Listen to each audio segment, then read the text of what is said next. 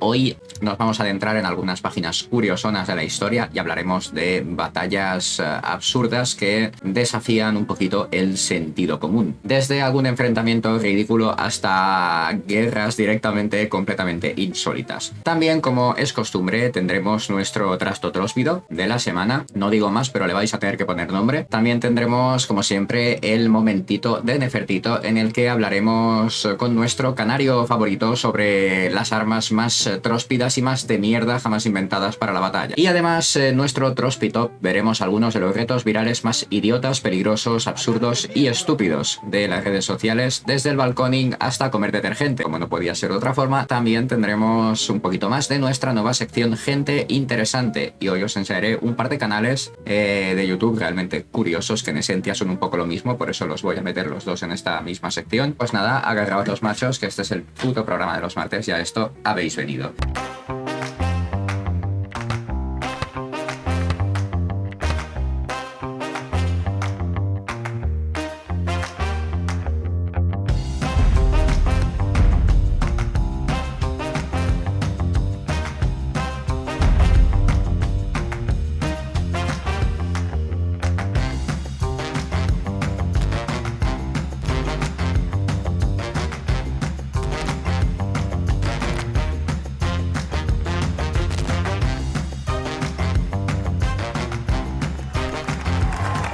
Muy buenas noches, guapísimos y guapísimas, gente preciosa, gente sandunguera. Pues bienvenidos otra semanita más a el puto programa de los martes. Cántame, Nefertito. Hola, Spike. Ahora sí. Bueno, vamos a empezar con estas batallas absurdas de la historia, estas batallas estúpidas. Vamos a empezar por la batalla del lago Peipus o batalla del hielo. Fue un enfrentamiento que tuvo lugar el 5 de abril de 1242 y que enfrentó a los cruzados teutónicos y las fuerzas del Principado de Novgorod. En el siglo XIII, los cruzados teutónicos buscaban expandir su poder en la región báltica. Su objetivo era suprimir la creciente influencia de los rusos y consolidar su control sobre las tierras vecinas. La orden teutónica, compuesta por caballeros cruzados, tenía una reputación temible y estaba decidida a alcanzar sus objetivos. Por otro lado, el Principado de Novgorod, bajo el liderazgo del valiente príncipe Alexander Nevsky, se encontraba en la línea de fuego de la expansión teutónica. Los rusos se habían convertido en un obstáculo para los cruzados y estaban dispuestos a defender su tierra y su cultura. En un giro estratégico sorprendente, las fuerzas rusas optaron por enfrentarse a los teutónicos en el lago Peipus, que estaba cubierto de hielo en ese momento del año. Conocedores del terreno y aprovechando su experiencia en condiciones invernales, los rusos les prepararon una emboscada. El 5 de abril de 1242, los caballeros teutónicos se encontraron con las fuerzas de Novgorod en el helado lago. Los rusos, liderados por Alexander Nevsky, utilizaron una táctica audaz. Atrajeron a los pesados caballeros teutónicos hacia el delgado hielo, donde su carga se volvió más difícil y peligrosa. Vamos, que les hizo la 13-14 ahí. A medida que avanzaban los caballeros teutónicos, el hielo se rompió bajo el peso de sus armaduras y caballos. En medio del caos, muchos cruzados se ahogaron en las aguas heladas del lago. Qué gustico, ¿eh? Mientras tanto, los rusos, ágiles y bien equipados para las condiciones, se movieron con destreza y aprovecharon la situación para atacar a los teutónicos en desventaja. La victoria fue para las fuerzas de Novgorod. La batalla del lago Peipus se convirtió en un punto de inflexión en la rivalidad entre los cruzados teutónicos y los estados bálticos y rusos. Alexander Nevsky se erigió como un líder valiente, hábil y sobradamente capaz de defender a su tierra y a su pueblo de los invasores extranjeros. Otro sitio donde el clima y la zona en sí ha jugado malas pasadas al que viene a luchar, ¿no? Como lo que no estoy seguro si fue en Camboya o en Vietnam con los americanos, que se encontraron con unas lluvias monzónicas y terrenos muy enfangados que no podía caminar, y con gente que era casi gente del campo, les hacían frente. La batalla de Caranseles. Esta es curiosa, esta me gusta, me hace gracia. En el siglo XVIII, el Imperio Habsburgo Austria se encontraba en guerra con el Imperio Otomano. El ejército austriaco, compuesto por soldados de diferentes nacionalidades e idiomas, acampó cerca de la ciudad de Caranseles, en lo que hoy es Rumanía. La victoria contra el enemigo turco estaba en sus mentes, pero lo que sucedió a continuación fue de tróspido para arriba. Resulta que durante la noche, un grupo de soldados austriacos se encontró con un grupo de gitanos que vendían licor. Sin embargo, Lo que parecía una oportunidad para relajarse un poco de tanta batalla y disfrutar de un trago se convirtió en el detonante de un auténtico desastre. Una disputa estalló entre los soldados sobre el reparto del alcohol y la tensión se intensificó rápidamente.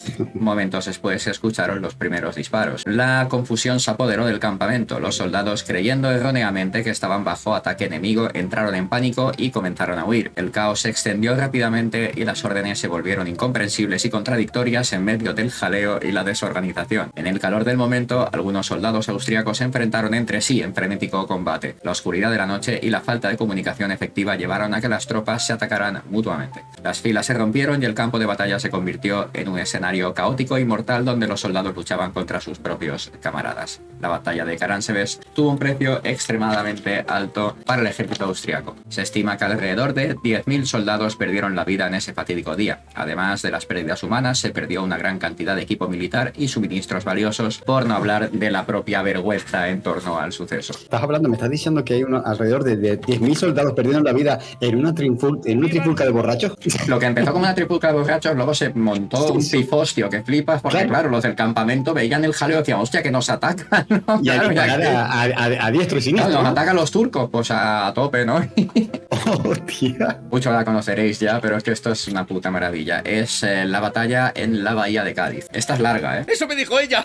Ahí donde los colchones podridos. El ataque a Cádiz en 1625 por una flota anglo-holandesa resultó en un desastre militar para los británicos. La mala planificación, la falta de estrategia y la pobre coordinación entre los bandos ingleses y holandeses condujeron a la derrota de más de 100 naves y 12.000 soldados. Este fracaso convenció a los británicos de centrarse en otros frentes, como la guerra contra Francia o la recuperación económica. A pesar del desastre, el comandante británico Edward Cecil conservó su título de vizconde de Wimbledon. Edward era nieto de William Cecil, un influyente primer ministro de la época de la reina Isabel I. Sin embargo, a diferencia de su abuelo, Edward solo había tenido victorias menores y no era considerado un líder destacado. El rey Carlos I de Inglaterra, resentido por los fracasados acuerdos matrimoniales con España y otros conflictos, presionó para declarar la guerra a España en 1624. El primer ministro Buckingham planeó una expedición para atacar un puerto español y capturar la flota de las Indias. Aunque la salud de Buckingham no le permitía liderar la misión, ofreció el mando a su amigo Edward Cecil, quien dio en ello una oportunidad para conseguir fama y reconocimiento. El plan de Buckingham, que carecía de una clara visión, se puso en marcha con gran energía. Cecil y Robert de Veraux, no sé cómo se pronuncia esto, de Veraux III, conde de Essex, fueron elegidos para liderar la expedición, a pesar de no tener experiencia naval. La preparación se acortó debido al temor de Buckingham a las tormentas. La fuerza de 12.000 soldados reclutados a la fuerza, incluyendo deudores y prisioneros, fue alojada en condiciones precarias durante 5 meses. Para evitar disturbios, las armas se mantuvieron en los barcos, lo que provocó que los soldados no se familiarizaran en absoluto con ellas. Además, las armas eran defectuosas, estaban fallucas, ¿no? Las armas. Y la munición era del calibre incorrecto en muchos casos. La flota, compuesta en su mayoría por barcos mercantes y carboneros, tenía escasa organización y falta de mantenimiento. Los mandos carecían de experiencia naval y las provisiones eran escasas y la mayoría en mal estado. A pesar de ello, 24 barcos holandeses bajo el mando de Guillermo de Nassau se unieron a la flota inglesa, destacando por su experiencia marítima. Cecil se quejó de las deficiencias, pero se mostró dispuesto a completar la misión igualmente. El 15 de octubre de 1625, una flota de 112 barcos con 12.000 soldados y 5.400 tripulantes partió de Plymouth, Inglaterra, con destino a España. Sin embargo, ahora viene lo bueno, una tormenta dispersó la flota y tuvieron que buscar refugio en puerto. Finalmente, el 18 de octubre, lograron zarpar nuevamente. Durante el viaje enfrentaron numerosos problemas. Las galeras tenían fugas, la comida era escasa, estaba la mayoría en mal estado y las tormentas eran constantes día sí y día también. ¿No era mejor quedarse en casa? Una de las naves, la Lion, tuvo que regresar por estar a punto de hundirse. Tras sufrir una fuerte tormenta que duró 2 días, la nave Long Rover se hundió del todo junto con su tripulación y el resto de la flota también sufrió daños y bajas importantes. El abastecimiento de comida se deterioró todavía más y la pólvora se mojó por completo. Es que hay que joder. Hasta el 29 de octubre, la flota no pudo reunirse nuevamente cerca del Cabo Mondego. El 30 de octubre se formó un consejo y se decidió atacar el puerto de Santa María en la bahía de Cádiz, con el objetivo de establecer una base para atacar Sanlúcar de Barrameda. Finalmente, la flota llegó a la bahía de Cádiz el 1 de noviembre. En 1625, la ciudad de Cádiz era un importante centro de comercio con las Américas y había sido previamente atacada por los ingleses. A pesar de sus fortificaciones reforzadas, en ese momento tenían solamente 8 galeones y unos 300 soldados para su defensa, y que estaba a huevo. Sí, pero bueno, si las armas no le funcionaban más y tenían hambre, o sea... Pues durante el ataque, el comandante inglés Essex decidió dirigir su escuadra contra los galeones españoles en la bahía, a pesar de las órdenes de dirigirse al puerto de Santa María. El resto de la flota no lo siguió, o sea, pasó de su puto culo.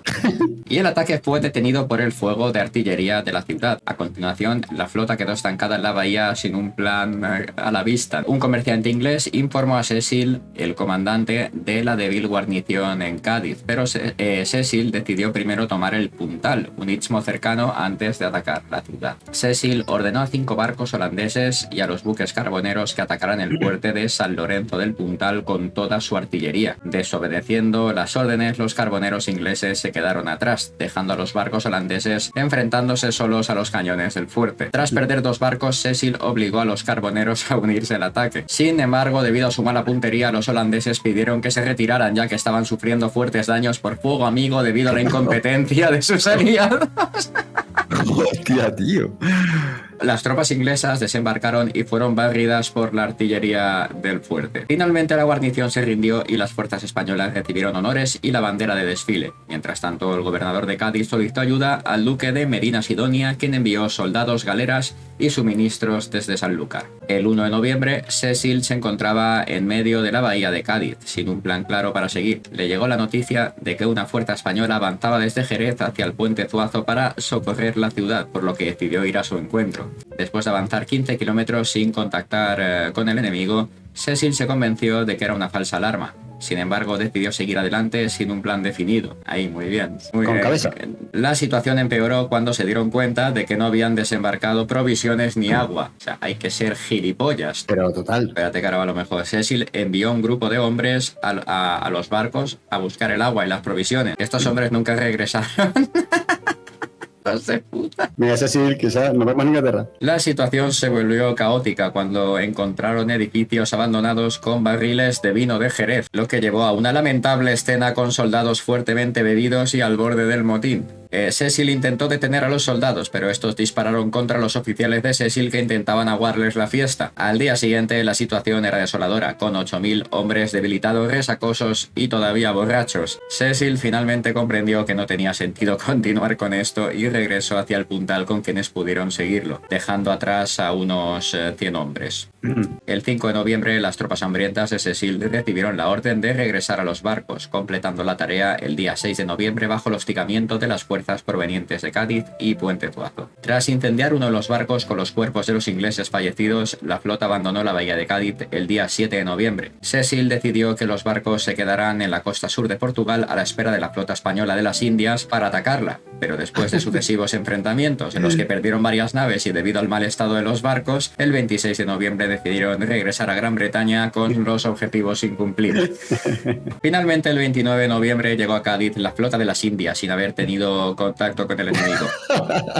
El regreso fue desastroso, con la mitad de los hombres enfermos, falta de provisiones y numerosas naves naufragando a la deriva o en paradero desconocido. Las bajas anglo-holandesas ascendieron a 7.000 hombres y 62 barcos. Varios oficiales acusaron a Cecil de negligencia y mala administración, lo que llevó a la disolución de la Cámara de los Comunes por parte de Carlos I para proteger al duque de Buckingham, quien había ideado la expedición. Sin embargo, años después, el duque de Buckingham ordenó un asalto similar a la isla de Ré con resultados igualmente desastrosos. Ya sabéis que donde no hay mata, no hay patata. No es por nada, pero igual le quedaba un poquito grande esto a ese tal Cecil, ¿verdad? Desde que salieron de Inglaterra. ¿Cuál os ha gustado de momento más de las que hemos hablado? En el siglo XVII, Inglaterra se vio inmersa en una guerra civil. Los parlamentarios liderados por Oliver Cromwell se enfrentaron a los monárquicos en un conflicto que determinaría el destino del país. Durante ese periodo, la batalla en las Islas Sorlingas se convirtió convirtió en un episodio irrelevante. Los monárquicos se encontraron acorralados en las Sorlingas frente a la costa de Cornualles, donde su supervivencia dependía en gran medida de los barcos neerlandeses que les proporcionaban refugio. Los Países Bajos, aliados de los parlamentarios, brindaron apoyo a los monárquicos como parte de su estrategia en el conflicto. La intervención neerlandesa cambió el rumbo de los acontecimientos. Como respuesta a la ayuda brindada por los Países Bajos a los monárquicos, Cromwell y los parlamentarios declararon la guerra a los neerlandeses en 1652. Esto marcó el inicio de la Primera Guerra Anglo-Neerlandesa, una prolongada disputa entre las dos naciones. A medida que la guerra civil se acercaba a su fin, los monárquicos se rindieron a Cromwell en 1651, poniendo fin al conflicto en las Sorlingas. Sin embargo, los neerlandeses se retiraron victoriosos sin tener que disparar ni un solo tiro. Esta batalla se destacó por ser un enfrentamiento sin bajas, donde el resultado fue determinado por una rendición pacífica. A pesar de que la guerra había terminado y la situación en las Islas Sorlingas se había resuelto, los Países Bajos y los rebeldes monárquicos nunca firmaron un acuerdo de paz formal. Esta falta de un tratado de paz prolongó el conflicto durante siglos. Sorprendentemente, el acuerdo de paz entre los Países Bajos y los monárquicos ingleses se firmó el 17 de abril de 1986, poniendo fin a una historia de 335 años de conflictos latentes. Líjar contra Francia, 1883. A finales del siglo XIX, las tensiones y rivalidades entre las naciones europeas eran comunes. En este caso particular, el descontento hacia Francia se originó por la reacción negativa que recibió el rey Alfonso XII durante una visita al país vecino. Según los relatos, Alfonso XII fue abucheado e insultado en Francia debido a su apoyo a Prusia, en un contexto de conflictos políticos y militares en Europa. El 14 de octubre de 1883, el pueblo de Líjar, ubicado en la provincia de Almería, supuestamente declaró la guerra a Francia como respuesta al trato despectivo hacia su rey. Aunque los motivos y la forma exacta en que se llevó a cabo esta declaración de guerra no están claros, se presume que fue un acto simbólico y localizado que expresó la indignación de la comunidad de Líjar. Aunque debido a la falta de información detallada y fuentes históricas que respalden el evento, no se puede confirmar 100% la existencia de una batalla en el sentido convencional de la palabra. Es posible que el conflicto se haya limitado a alguna expresión simbólica de protesta y no haya escalado a un enfrentamiento militar propiamente dicho. Líjar es un pequeño pueblo español con aproximadamente 500 habitantes, aunque el supuesto enfrentamiento con Francia en 1883 se ha desvanecido en las brumas del tiempo y la historia. Es posible que el folclore local mantenga vivos los recuerdos y las leyendas relacionadas con este curioso episodio.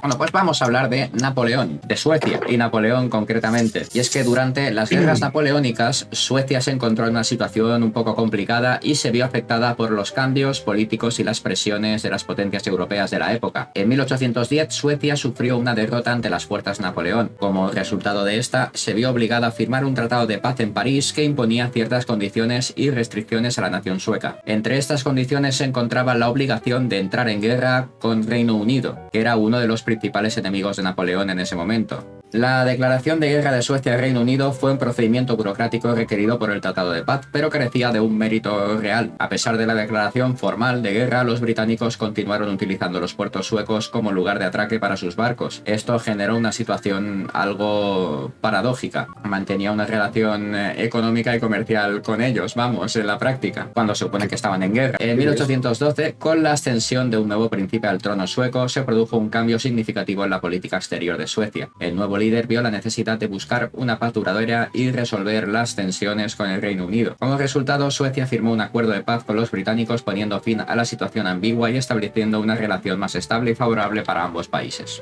Zanzíbar, la guerra anglo-zanzibariana. Tras la muerte del sultán de Zanzíbar, Hamad ibn Zubayni, su primo Khalid ibn Bargash aprovechó la oportunidad para tomar el poder mediante un golpe de estado. Aunque Zanzíbar había sido un sultanato independiente desde 1866, el cónsul británico en la región prefería a Hamud ibn Muhammad como sucesor. Sin embargo, Vargas se negó a abdicar, lo que llevó a una tensión creciente entre Zanzíbar y el Imperio Británico. El 27 de agosto de 1896, a las 9 en punto de la mañana, finalizó el ultimátum británico, en el cual se exigía a Khalid ibn Bargash que abandonara el poder y cediera el trono a Hamud ibn Muhammad. Al no cumplir con la demanda, se dio inicio a la guerra anglo anglo-zanzibariana. El desenlace de esta breve guerra fue sorprendentemente rápido. A las 9:40 de la mañana del mismo día, las tropas británicas entraron al palacio del sultán y pusieron fin al conflicto. Durante el enfrentamiento, las fuerzas del sultán sufrieron alrededor de 500 bajas, mientras que entre los británicos solo hubo un marinero herido. Este conflicto no solo marcó la victoria rápida y contundente del Imperio británico, sino que también significó el fin de Zanzíbar como un sultanato independiente. Después de la guerra, el territorio quedó bajo el protectorado británico y se estableció un nuevo sultán que era más afín a los intereses británicos. Cuando lees el titular o lo que dices, ¿no? Que una guerra se acaba en 40 minutos, a lo mejor piensas en una rendición o algo así, pero no.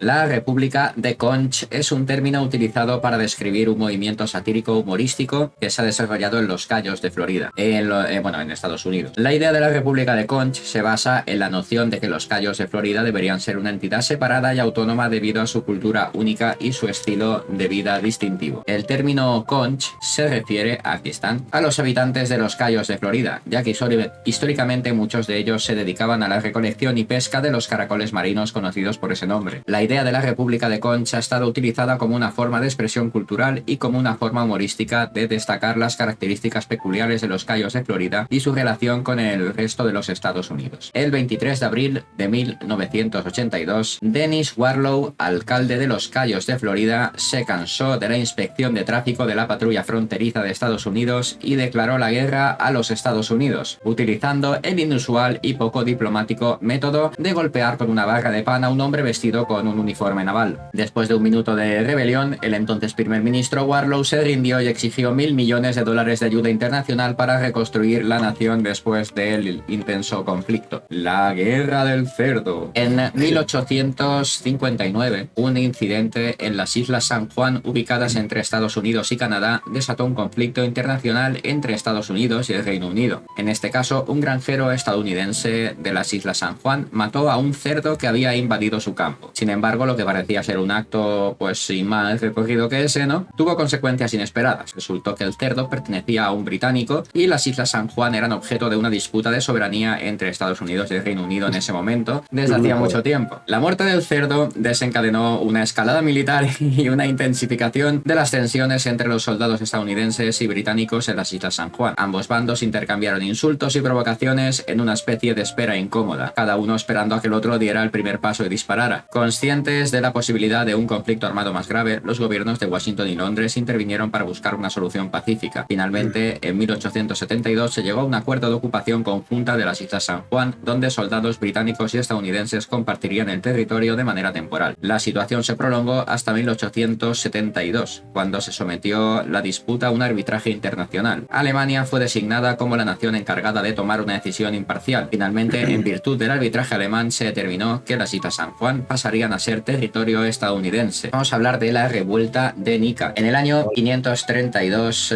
después de Cristo, multitudes masivas es una redundancia, se levantaron en contra del gobierno del emperador Justiniano, provocando una ola de caos y violencia que amenazaba con derrocar al poder establecido. Sorprendentemente, el motivo de esta revuelta no fue una cuestión política o religiosa, sino una cuestión sobre carreras de carros tirados por caballos. Las carreras estas eran una forma de entretenimiento muy popular en Constantinopla durante el siglo VI. Los fanáticos se agrupaban en facciones, como los azules, los verdes, que se habían convertido en verdaderas pandillas callejeras, más que en simples aficionados deportivos. Eran los Warriors. Los Warriors. Estas facciones eran conocidas por su brutalidad y comportamiento desenfrenado. El conflicto estalló cuando el emperador Justiniano se negó a liberar a dos miembros de los azules y de los verdes, que habían sido condenados a muerte. Sorprendentemente, en un raro momento de unidad, porque nada une más que el odio en común, como todos sabemos, las facciones rivales se unieron contra el gobierno y comenzaron a amotinarse. En cuestión de días, incendiaron edificios gubernamentales, se enfrentaron a la Guardia Imperial e incluso intentaron instalar un nuevo emperador. Ante la magnitud de la revuelta, el emperador Justiniano tomó la decisión de sofocar la rebelión por la fuerza,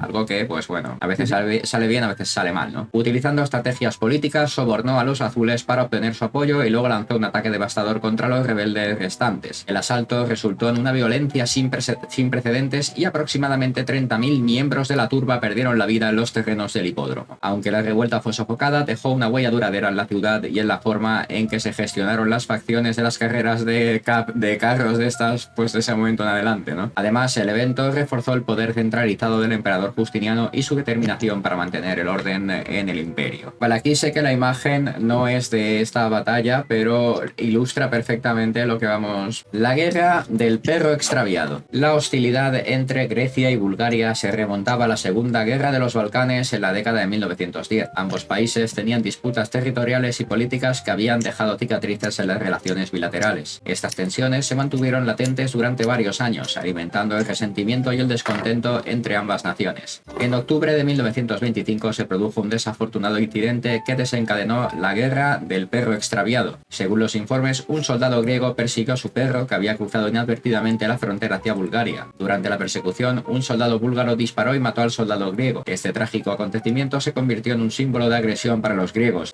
quienes vieron el tiroteo como una provocación y un acto de violencia injustificado. En respuesta al incidente, Grecia invadió Bulgaria y ocupó varios pueblos. La situación se volvió cada vez más tensa y los griegos incluso amenazaron con bombardear la ciudad de Petri. Sin embargo, la comunidad internacional intervino a través de la Liga de las Naciones y condenó la invasión griega. Finalmente se logró un alto al fuego gracias a las negociaciones de un comité internacional, pero no antes de que el malentendido provocara la muerte de aproximadamente 50 personas. ¿Cuántos animales han provocado guerras?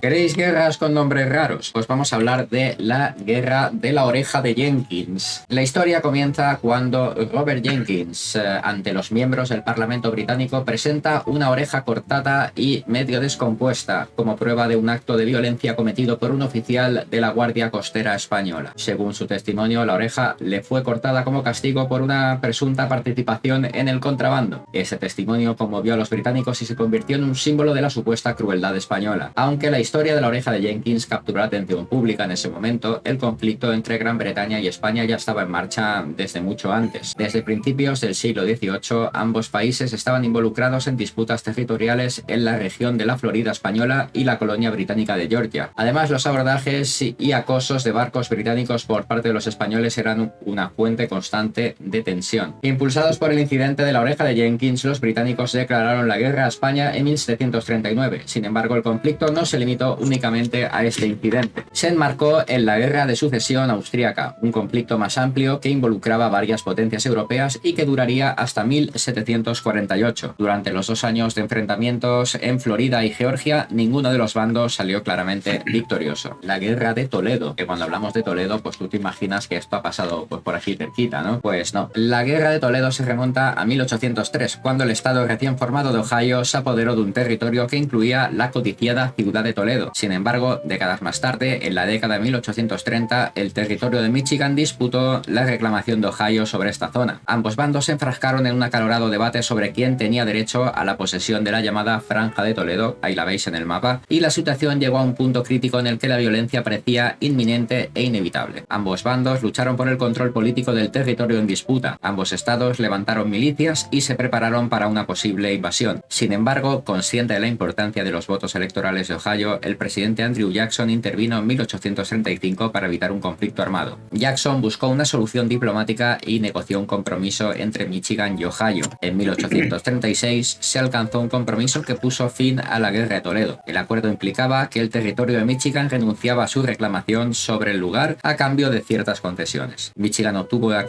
la condición de estado y recibió una porción de la península superior como compensación. Si bien esta decisión fue considerada injusta por muchos, algunos residentes de la región en disputa aceptaron rápidamente y gustosamente su nuevo estatus como habitantes de Ohio. De un nombre apetitosito, y es la Guerra de los Pasteles. Pese a lo que podáis pensar, en 1828, durante un golpe militar en la Ciudad de México, una multitud enardecida saqueó el café de un pastelero francés llamado Remontel. Aunque este incidente parecía trivial, tuvo grandes consecuencias. El pastelero, sintiéndose muy agraviado por la falta de atención de las autoridades mexicanas, decidió pedir al gobierno francés una compensación por sus pérdidas. La solicitud de compensación de Remontel pasó desapercibida durante una década o así, hasta que llegó a oídos del rey Luis Felipe de Francia. En ese momento, el rey ya estaba molesto porque México no había pagado sus préstamos, y ahora exigía una suma considerable, 600.000 pesos, como compensación para el pastelero. Ante la negativa mexicana, obviamente, pues el gobierno de México dijo, pero como flipas, Luis Felipe, el rey, dijo, pues me has tocado los cojones y voy a tomar medidas drásticas. Y les declaró la guerra. Y en octubre de 1838, una flota francesa llega a México y bloquea la ciudad de Veracruz. Ante la resistencia mexicana, se produjeron enfrentamientos y bombardeos bombardeos. La lucha se extiende hasta diciembre de 1838 con un saldo estimado de hasta 250 soldados muertos. Pues incluso el famoso general mexicano Santa Anna participó en la guerra y resultó herido, perdiendo una pierna. Finalmente, en marzo de 1839, el gobierno británico intervino y ayudó a negociar un acuerdo de paz entre Francia y México. Como parte del tratado, los mexicanos se vieron obligados a pagar los 600.000 pesos del pastelero de los cojones. Pues si bien era una suma desproporcionadísima, es lo que pedían, era parte del acuerdo y tenías que tragar y ya está, y punto. La guerra de los pasteles no deja de ser un episodio peculiar en la historia de México y las relaciones internacionales. Y ahora vamos a hablar de la batalla de Attu, la campaña de las Islas Aleutianas. Durante la Segunda Guerra Mundial, las Islas Aleutianas, en particular la isla de Attu, se convirtieron en un escenario de combate estratégico entre las fuerzas estadounidenses y las fuerzas japonesas. Aunque inicialmente se subestimó la importancia de este lugar, tanto para el control del Pacífico Norte como para las operaciones japonesas en Midway, su recuperación se convirtió en un objetivo clave para los aliados. En junio de 1942, Japón lanzó una operación para ocupar las islas, con el objetivo de establecer una base aérea desde la cual podrían bombardear territorio estadounidense y distraer a la marina estadounidense de la ofensiva en Midway. La ocupación inicial de las islas de Kiska y Attu se llevó a cabo con relativa facilidad, ya que las defensas estadounidenses eran escasas y se les había dado poca importancia en general. En agosto de 1942, los estadounidenses comenzaron a bombardear las posiciones japonesas en la isla de Adak, cortando sus rutas de suministro y dejando aisladas a las fuerzas japonesas en Attu y Kiska. La operación Landkrab, el desembarco en Attu, se llevó a cabo el 11 de mayo de 1943. A pesar de las difíciles condiciones ambientales y la resistencia japonesa, los estadounidenses lograron ganar terreno gradualmente. A medida que la situación se volvía desfavorable para los japoneses, con la caída de Attu y la imposibilidad de resistir de forma aislada, las tropas japonesas bajo el mando del coronel Yasuyo Yamasaki fueron evacuadas de Kiska. La operación de evacuación se llevó a cabo en julio de 1943, en medio de una densa niebla, permitiendo que los últimos 9 hombres abandonaran la isla sin ser detectados en absoluto por las fuerzas aliadas. La operación Cottage, el intento de recuperar Kiska, comenzó el 15 de agosto de 1943. Sin embargo, debido a condiciones meteorológicas adversas y una densa niebla, las fuerzas estadounidenses y canadienses se enfrentaron entre sí por error. Ale, tócate la polla. Causando víctimas en ambos bandos. A medida que avanzaba la operación, se descubrió que la isla estaba vacía, ya que las tropas japonesas habían evacuado ya. Nos toca ahora el trasto tróspido de la semana. Este trasto tróspido es un pequeño proyecto que vamos a ver cada semanita durante el programa de los martes. Y hoy le vais a poner nombre. Esto se ha bebido la mitad del agua que le he puesto ya. Es esta especie de patata mutante a la que le crece pelo después. Se parece a Juli, ¿no? El ministro de la patata. Tiene una mechita aquí, ¿no? Y aquí va pillando el agua. Y aquí le va saliendo, o sea, le tiene que salir pelo. Bueno, hierba, ¿no?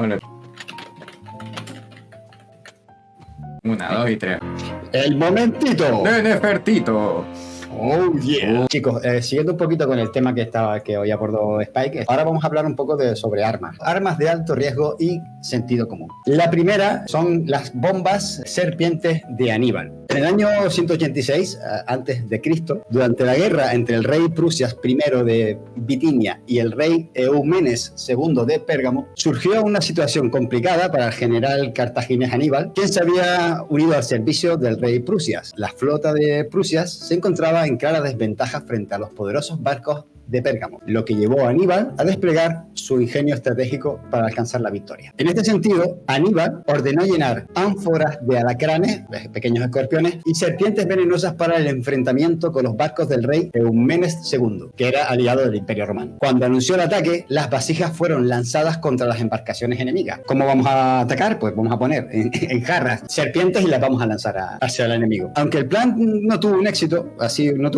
total, logró generar una situación de caos y de confusión en la flota enemiga. Cuando la poderosa flota de Pérgamo se abalanzó sobre la de Bitinia, los marineros al servicio de Aníbal lanzaron las macetas repletas de serpientes hacia los barcos enemigos. La visión de estas armas vivas rodeándolos causó pánico entre los marinos de Pérgamo, quienes se vieron obligados a emprender una rápida retirada. Se acojonaron al ver las serpientes o animales por ahí y dieron marcha atrás. Bueno, pues esas son las bombas de serpientes de Aníbal, que son los Shitosu Bakurai. Es un término término japonés que se traduce literalmente como lanza suicida o lanza humana. Fue una táctica utilizada por los japoneses durante la Segunda Guerra Mundial, específicamente durante la etapa de la guerra, cuando Japón se encontraba en una situación desesperada. Consistía en una combinación de un palo largo de aproximadamente 2 metros de longitud, con una mina antitanque en el extremo, o sea, en la punta de la lanza. Los soldados japoneses se cargaban con estas lanzas improvisadas y las usaban como armas de cuerpo a cuerpo contra los tanques y vehículos blindados enemigos, no cuerpo a cuerpo como tal. El objetivo era acercarse lo suficiente a los tanques enemigos y colocar la mina antitanque en un punto vulnerable para intentar deshabilitarlos o literalmente destruirlos. Esta táctica era considerada extremadamente arriesgada y se llevaba a cabo como un acto suicida, ya que los soldados que soportaban los Shitosu Bakurai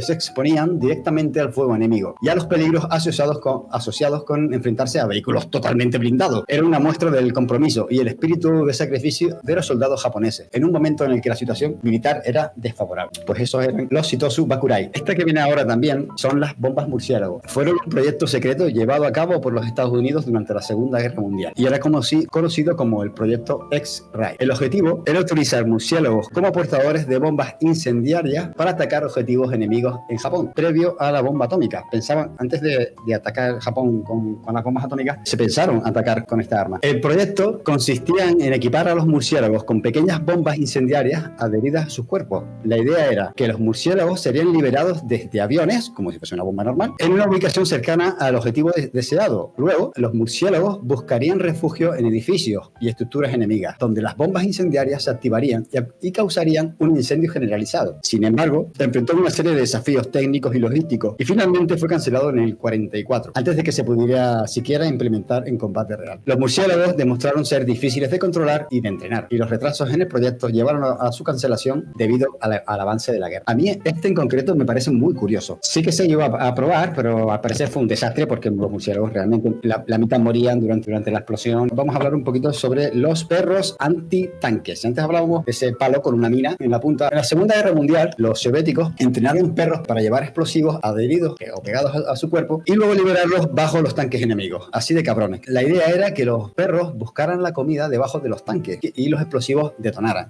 causando daños significativos. El entrenamiento y la implementación de esta táctica resultaron complicados y poco confiables. A menudo los perros se confundían debido a los ruidos y a la presencia de tanques, de balas, de la guerra en sí. Lo curioso de esto es que, claro, terminaban asustados regresando a las líneas soviéticas, No se podía saber. provocando explosiones no deseadas. Esta táctica de perros antitanques no tuvo éxito y se abandonó rápidamente. El rifle de periscopio Kramlauf o Kramlauf. Pues realmente esto fue un arma experimental diseñado durante la Segunda Guerra Mundial por el ejército alemán. De ahí el nombre, Kramlauf, que significa curva hacia la izquierda. Toma ya. No sé por qué hacia la izquierda. Hacia la izquierda del que te vas a cargar. Sí. Y el nombre se refiere a la característica principal de este rifle, su cañón doblado. Pues este tipo de fusil se inventó con el objetivo evidente de que la persona que lo utilizara pudiese estar totalmente oculta, mucho más seguro en el momento del disparar. El arma contaba con un cañón doblado que algunos llegaban hasta los 90 grados, así como una mira telescópica que permitía apuntar sin exponerse. Al parecer, la mira podía mirar también de lado. Como puntos negativos que hizo que su diseño quedase tan totalmente olvidado, era la poca vida útil que tenían, así como el hecho de que la bala se partía al pasar por el cañón curvo. Es decir, en lugar de disparar una única bala, mandaba ráfagas de metralla, así que no daban con el blanco, siendo inútil a largas distancias y muy mortal a cortas distancias. Bien, esa imagen que están viendo ahora, la Vespa Cañón, es un arma francesa que es creada en el 57, no sé tanto de esto. Se trataba de una moto a la que se le incorporaba un pequeño cañón antitanque. Para poder dispararlo tenían que parar la moto, prepararlo y después disparar, ¿vale? Muchas veces se tenía que usar fondos militares. Realmente solo entró en servicio durante la guerra de Argelia y no resultó demasiado eficaz. Era un arma, una especie de pistola que funcionaba en cementerios, que era antiladrones en los cementerios. Las armas del cementerio fueron creadas para detener el robo de cadáveres. En el siglo XVIII y hasta el XIX, la perforación de tumbas era un problema grave en Inglaterra y los Estados Unidos. La pistola se montaba en un mecanismo conectado a una trampa junto a las tumbas. Cuando el ladrón de tumbas tropezaba con un cable dispuesto en la oscuridad, el arma se disparaba y quedaba otro muerto en la lápida.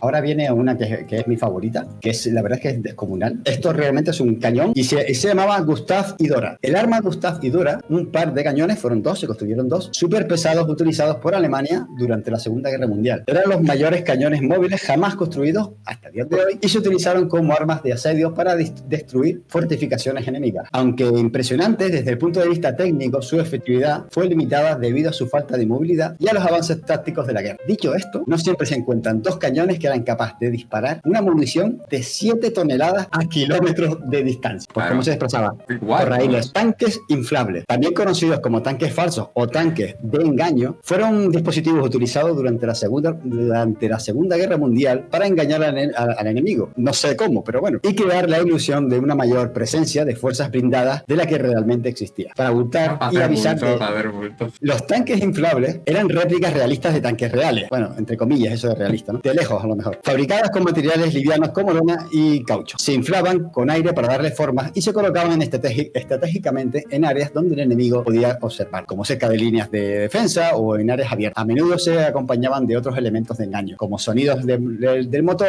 misiles pilotados por palomas. Durante la Primera y la Segunda Guerra Mundial se realizaron algunos experimentos con misiles pilotados por palomas. Estos proyectos buscaban aprovechar las habilidades de navegación de las palomas para guiar misiles hacia objetivos específicos. El concepto básico consistía en colocar una paloma en el interior de un pequeño misil y entrenarla para que asociara un objetivo en particular con la comida o algún estímulo. La paloma era liberada cerca del punto de lanzamiento y a medida que volaba hacia el objetivo, sus movimientos eran registrados por sensores ubicados en el misil. Estos sensores controlaban las aletas del misil para ajustar su trayectoria y mantenerlo en curso hacia el objetivo deseado. Si bien los misiles pilotados por palomas mostraron cierto éxito en pruebas controladas, nunca se implementaron a gran escala ni se utilizaron en combate real.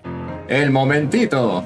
de Nefertito. Vamos a pasar al Trospitalk, nuestra siguiente sección. Vamos a hablar de los retos más estúpidos, idiotas, absurdos y anti-evolución humana que pululaban por las redes sociales. Reto de la canela o el Cinnamon Challenge, iniciado aproximadamente entre los años 2011 y 2012, que consiste en comer una cucharada de canela en polvo en el menor tiempo posible y sin beber agua. Al tratarse de corteza de árbol pulverizada, las fibras de celulosa que contiene la canela en polvo no se deshacen fácilmente y si entran en los pulmones pueden causar daños irreversibles. La ingesta de canela sin agua puede causar asfixia, irritación de la garganta, dificultad para respirar y colapso pulmonar. En 2015 volvería a ponerse de moda, también se crearía el No Cinnamon Challenge, una página web donde se intentaba concienciar sobre el peligro de hacer esto. El Condom Challenge, que es un poco lo que tendrían que haber hecho los padres de esta gente. Creado en el año 2015 y como forma de fomentar el uso del preservativo, es un reto que consistía en llenar un condón de agua y dejarlo caer sobre la cabeza de una persona. Aunque este reto se creó por una buena causa, lo cierto es que no estuvo exento de riesgos. En el año 2018 se haría viral un nuevo Condom Challenge, pero que a diferencia de este consistía en introducirse el condón en la nariz directamente inhalando. Hay que ser un poco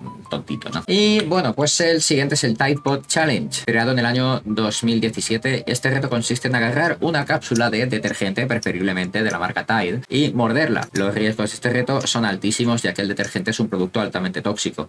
Te envenenas. Este reto fue tan extendido que la Asociación Estadounidense de Centros de Control de Envenenamiento recibió 10.570 reportes de niños de 5 años o menores que estuvieron expuestos a las cápsulas de detergente. YouTube y Facebook eliminaron los vídeos que mostraban a gente realizando esto. La empresa de detergentes Tide lanzó un vídeo en el que Rob Gronkowski, la estrella de los Patriots de Nueva Inglaterra, desalentaba la práctica.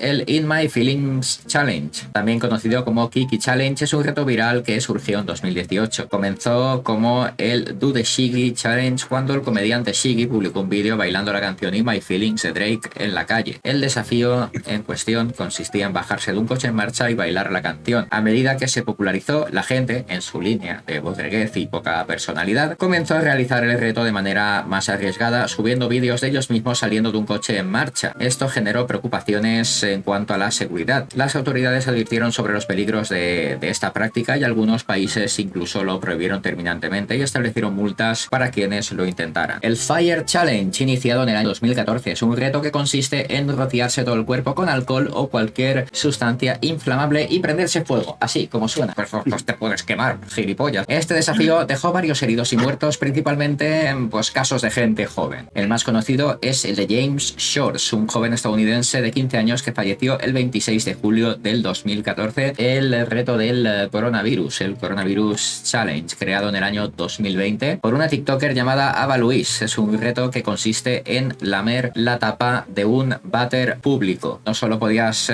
contagiarte de mierda rarísima, sino que también, además de COVID. Varias personas que realizaron este desafío acabaron contagiándose de COVID, incluido otro famoso TikToker californiano llamado Lars, que menudo elemento de la siguiente gilipollez es el eyeballing. En fiestas universitarias de Reino Unido entre finales de 2010 y principios de 2011, y consiste en beber vodka por el ojo, debido a que se creía que así los efectos del alcohol serían más rápidos. Esta gilipollez se extendió también a universidades estadounidenses y algunos lugares europeos, donde varios estudiantes acabarían perdiendo la vista. O sea, el Neck Nomination, este reto creado en 2014 en Australia, supuestamente, consiste en grabarse bebiendo cantidades enormes e industriales de alcohol y retar a otra persona a superarle en menos de 24 horas. La gente se ríe de ti porque eres tonto, ¿no? Zasca, trasca, ¿no?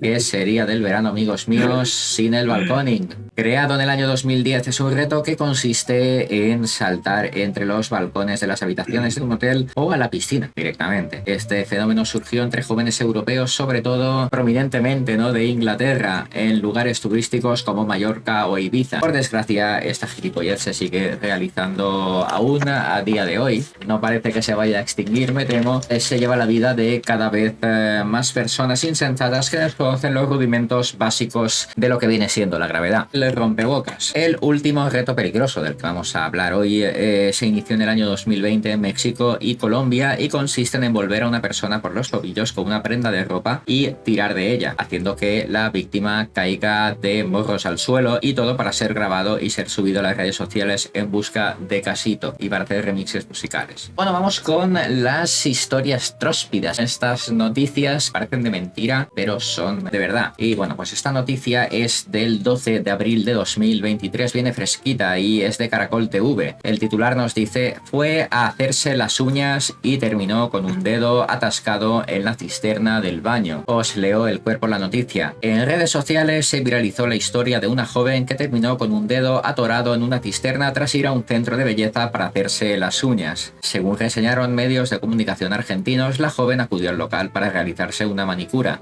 Sin embargo, tras ser atendida, se dirigió al baño y fue allí donde ocurrió el incidente, pues al bajar el agua su dedo se quedó atascado en la cisterna. Tras lo ocurrido, la joven pidió ayuda, por lo que un grupo de personas la auxilió. Utilizando ciertas herramientas, los ciudadanos que llegaron al rescate lograron liberar a la joven, quien, a pesar del mal rato, siempre mantuvo la sonrisa. La historia no tardó en volverse viral y desató miles de reacciones por parte de los internautas. ¡Qué buen anillo! Por eso tengo las uñas cortitas. Lo bueno es que tiró de la cadena, dijeron algunos. Esta es del 14 de junio de 2023, viene fresquita también, es de periodismo.com, y el titular nos dice: un político indio drenó un embalse solo para recuperar su teléfono y fue cesado. Un funcionario del gobierno indio ha sido cesado tras ordenar que se vaciara un gigantesco depósito de agua para poder recuperar el teléfono que se le había caído accidentalmente. Rajesh Wishwas me vacías el estanque, Wishwas. Rajesh Wishwas, inspector de alimentos de 32 años del distrito de Kanker en Chhattisgarh, se ha convertido en el tema del momento en las redes sociales indias por su implicación en un incidente que puso de manifiesto la ignorancia de los funcionarios públicos ante graves problemas medioambientales, como la sequía. Wishwas abusó de su poder para desechar unos 2 millones de litros de agua de un embalse de la ciudad de Pakanjur, solo para poder recuperar el flamante smartphone Samsung Galaxy S23 que se le había caído accidentalmente al agua. El agua vertida en un canal cercano era suficiente para regar 6 kilómetros cuadrados, 600 hectáreas de tierras de cultivo. Al parecer, el joven inspector de alimentos se fue de picnic con sus amigos al embalse de Paralkot, en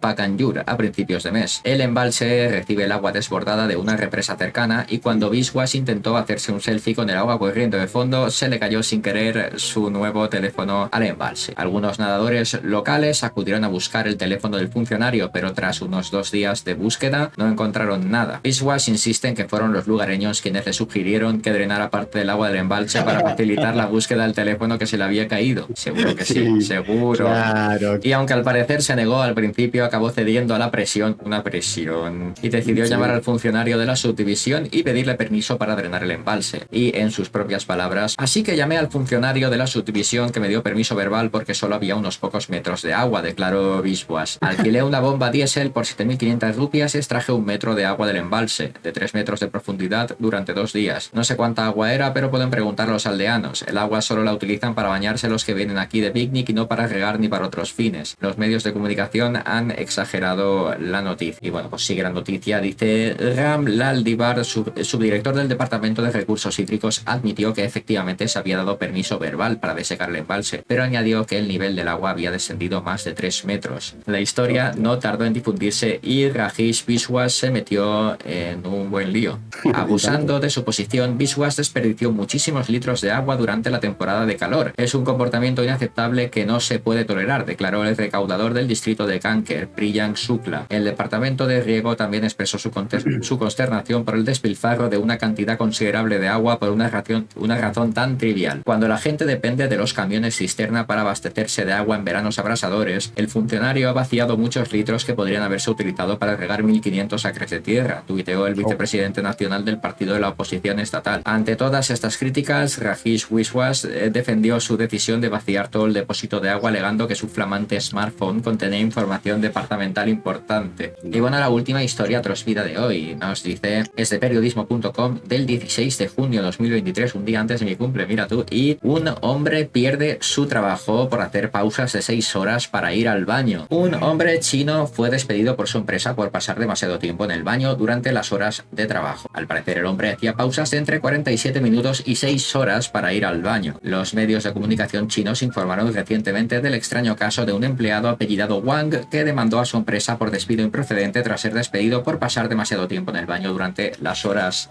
de trabajo. Tras ser operado de un problema anorrectal, el hombre seguía sintiendo dolor y molestias, por lo que empezó a pasar de 3 a 6 horas diarias en el inodoro. El antiguo empleador de Wang afirma que durante un periodo de 10 días hizo un total de 22 pausas para ir al baño que duraron entre 47 minutos y 6 horas. La empresa de Tianjin despidió a Wang alegando disposiciones del manual de personal relativas a los retrasos, salidas anticipadas del trabajo y ausencias autorizadas. Wang sufrió la intervención quirúrgica en diciembre de 2014 y su empleador afirma que empezó a hacer pausas inusualmente largas para ir al baño tras reincorporarse al trabajo en julio de 2015, algo que le hacía pasar varias horas en el baño de la oficina. Tras someter a Wang a un control entre el 7 y el 17 de septiembre de 2015, durante el cual hizo al menos 3 largas pausas para ir al baño al día, la empresa decidió despedirle. En octubre de 2015, el señor Wang solicitó un arbitraje para que le restituyeran su puesto en la empresa y ambas partes comenzaron una larga batalla legal que terminó este año cuando el Tribunal Superior de Tianjin dictaminó que las pausas del hombre para ir al baño no entraban dentro de las necesidades fisiológicas razonables y normales de una persona. Wang no recuperó su empleo final. Bueno, pues esta sección, ¿no?, que tenemos últimamente, ¿no?, gente interesante en la que os hablo de canales que me han llamado la atención por lo que sea o que me gustan, y en esta ocasión tenemos no uno sino 2 canales. Yo os voy a hablar de Reactistan y Tribal People Try. Reactistan es un canal de YouTube creado en 2018 que se centra en las reacciones de aldeanos indo-pakistaníes a elementos de la cultura occidental como música, medios, cultura, comida o videojuegos o películas, lo que sea. Y Tribal People Try es un poquito en esencia lo mismo. Aquí vemos a otros aldeanos y bueno, los vemos probar cosas que para ellos son nuevas y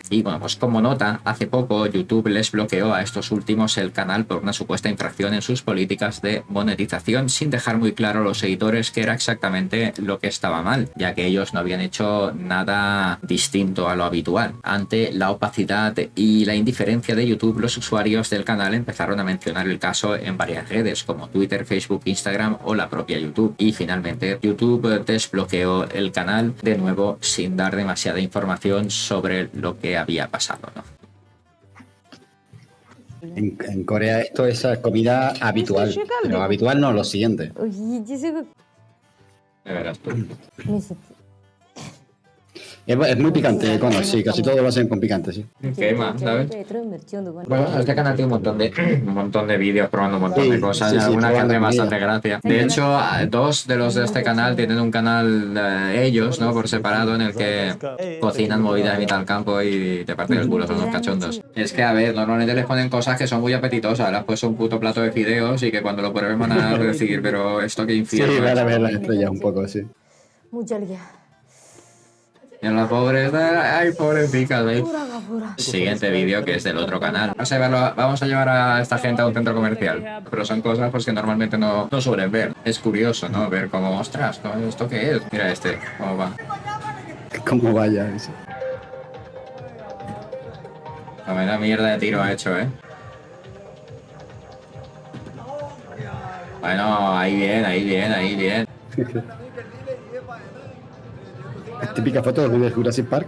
Bueno, espérate, que van a dar los Spidermans y los Bob Esponjales. Eso está diciendo, voy a ganar todos los Bob Esponjales de la paraeta, ya verás tú, la ruleta está tróspida.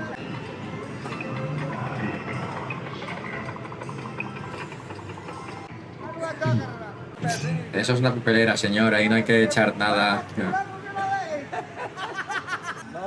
Dale bien, hombre.